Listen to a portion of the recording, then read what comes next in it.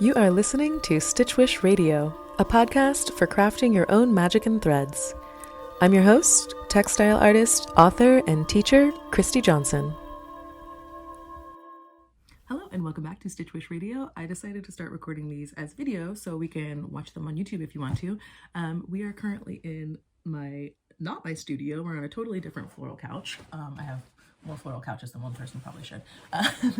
So I want to talk about our ideas around the meaning of, quote, making it. I'm so often talking about making things in the literal sense on my teachings on embroidery and making clothes, which be sure to listen to the end for some exciting free offers I've got coming up to help you out with your own process of making things. But I also want to talk about ideas of success and how I shifted my idea of what, quote, making it really means. And also I want to offer a little bit of advice about how we can get closer to our own ideas of success. Hint, it takes way less work than you'd think. First, I want to quote a book that I read a while back. It's by Tom Robbins. I don't know if his books age very well. I haven't read them in years. That's beyond the point. This quote from the book, Half Asleep in Frog's Pajamas, smacked me in the face when I read it. It just, the truth of it felt so incredibly identifiable that it's just stuck in my head ever since then. 10 years since reading it. So, the lie of progress, the lie of unlimited expansion, the lie of grow or perish. Listen, we built ourselves a fine commercial bonfire, but then instead of basking in its warmth, toasting marshmallows over it, and reading the classics by its light, we became obsessed with making it bigger and hotter, until the flames didn't leap higher from one quarter to the next. It was cause for great worry and dissatisfaction. Nature has always set limits on growth, limits on the physical size of individual species, limits on the size of populations. Did he really believe capitalism was exempt from the laws of nature? Drop mic. So I read this book on a plane back from Hawaii in the spring of 2013.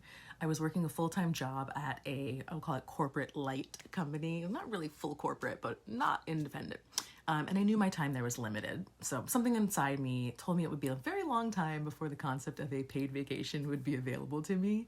I knew I wanted to work for myself, and I knew that I should probably milk it for all it was worth. At this point in time, I had also broken up with my boyfriend months earlier. He was still living on my couch, so I was like, any chance I had to not be at home, I jumped on. So I booked a ticket to Hawaii, and during this time had a really, really enlightening experience of just between reading that and staying at a place that was it was called the Hobbit House. I don't know if they still rent it out or not, but the guy basically built this off-grid house. He was at the top of this very high hill, and he had avocado trees, papaya trees, all these amazing vegetables and fruits that he grew himself. He produced his own electricity. He was an engineer, so he had the ability to do all that. But it was just such an inspiring way to think about how we can choose the way that we live our lives. And while also reading that at the same time and seeing this person who really just built themselves their own little paradise, and a paradise, it was really just beautiful. And the reflection of this against the job that I was working at, this job where I discovered that, these dreams and goals that I had, dreams like I will sell to stores like Barney's, and I'll have my clothes gracing glossy magazines, and I'll make six figures, and then I will really have made it. I realized those dreams were ultimately not fulfilling, as I saw many of the higher ups in this company really nailing those milestones and still left with the same problems. They were not getting enough sleep. They were not getting sufficient sleep. They were not finding the right partners. They were not able to own their home in Los Angeles, and were, dealing with rent hikes where in Los Angeles, even $1 million gets you this tiny studio apartment bungalow with no outdoor space, and you're on a busy street that you can't park on Wednesdays at 6 to 8 a.m. or Fridays from 1 to 3 p.m. And I have night sweats, waking up in cold sweats still to this day from that, is my car parked on the right side of the road? Am I going to wake up to a ticket? So I just knew I needed to get out of that. And it seemed to me like making it was not all it was cracked up to be. And the more successful I became in the fashion industry, the less I actually was making anything. The idea that I could get all the things and still not be content was this giant red flag waving from the top of this mountain of success in fashion. So I took the first chance I could to get out of there and start to consider what would really make me happy. I was lucky enough where just fate kind of happened. My boss knew that I was not really happy there anymore. And so I had the amazing opportunity where my boss just brought me in the office and said, hey, we're actually going to be shutting down the division that you're working on.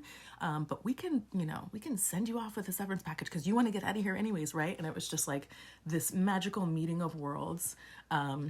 So I went to New York and I was doing my artist residency at Textile Art Center, which I love. That's one of my favorite places. It's like the most magical environment to be in, and learning a little bit more about natural dyes there, which I was really focused on at the time. And it was in New York City that I discovered what I cherish most, because nothing will tell you what makes you happy like spending a year and a half in a city that has almost none of those things. I mean, don't get me wrong. In New York City, the community, the culture, and the collectives of artists there are just like a thick, warm blanket that I was able to wrap myself around while waiting for the J train above ground in freezing cold temperatures. But I just really loved watching the people and their resilience and their honesty and their love. And that was the only thing that kept me there for even that short amount of time. Yet still there it was, bigger than I'd ever seen. The push to grow more, be more, expand more, get bigger, make more, earn more. And I just wanted a place where I could just be, where I could just watch the grass grow and watch the flowers bloom and watch fruit ripen on trees and watch the leaves change colors and watch the snow fall, which I'm doing right now, while it covers everything for months while nothing happens except for the occasional snowplow that will roll by. And the city was just not the place that was happening. I knew that, but I knew I needed to get out of LA. So now I'm starting to finally feel comfortable with my small dreams, not giving a damn about what next quarter sales are, not having to concern myself with the scalability of my company, which is really not scalable at all because I'm the only person here.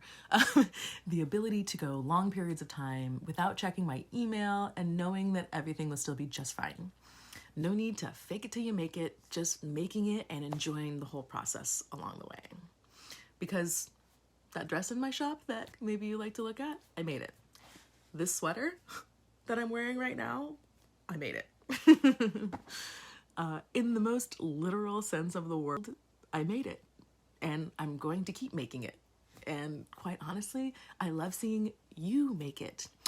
So in this episode, I want to open the door to ask you on these steps on your creative freedom and finding through that creative freedom in other areas of your life, what is it that you want to make? As we head into the holiday season, end of the year, maybe you have some time off, maybe it's the busiest time of your year, but I want to encourage you to start to carve out your own idea of what making it might look like for you. We can sometimes get so lost in the big goals that we forget what we want our day-to-day life to look like. What is your reason behind achieving those big goals? Is it to find more peace in your daily life? Is it to spend more time with family? Is it to help support your community? And how can you, before you achieve your biggest goals, bring these visions into your daily lives today? In what way are you maybe denying your current life in hopes of a better future? So for example, I sometimes find myself working really hard and kind of ignoring my daughter so that I can make some money to buy more time to spend with my daughter. And then I go, hold on, I think I'm doing this backwards. If you're working 70-hour weeks in hopes of buying more time to spend with family, is there a way to bring the main goal into the forefront, into focus in your daily life now? If you're pinching and saving to buy a home or upgrade your living situation while looking around at your current home in despair, is there a way to maybe make your current home feel a little more like it's your own? It seems pretty obvious, but sometimes we could all use a little nudge to do some self-reflecting. I know I do. Because you too can make it in this mad world. And if you want to make your own clothes, not sweaters like that, I can't tell you how to make this yet, but more like boxy tops, flowing dresses, wide leg pants, be sure to check out my soft work online course, which is opening back up for enrollment. And just a little bit about the course. It's a study of shapes, the rectangle of fabric, in conjunction with our own form. How can we use these rectangles of fabric in a way that's much more zero waste than what traditional garment making is? So how can we cut these forms in a way that uses up the majority of the fabric and doesn't leave us with a lot of scraps? The format is all pre-recorded videos separated by specific techniques, so it's really easy to refer back to. And it includes these new Make It With Me lessons where I walk you through exactly how I use these teachings to design and sew pieces for my own wardrobe. But this round, I'm going to do it a little bit different, and it'll probably be like this from here on out, but I think that I'm done with doing Q&As for the class. As I've done the class more, not many people seem to have questions, because as I've been doing the class, I've been updating and clarifying the materials, especially with the Make It With Me lessons where you can see these materials actually applied to specific shapes and garments. So it seems like there's not really a need for the Q&As, and I'm also available by email. So if anybody has a problem, you send me a picture, send me a video, send me questions, whatever, and we can figure it out.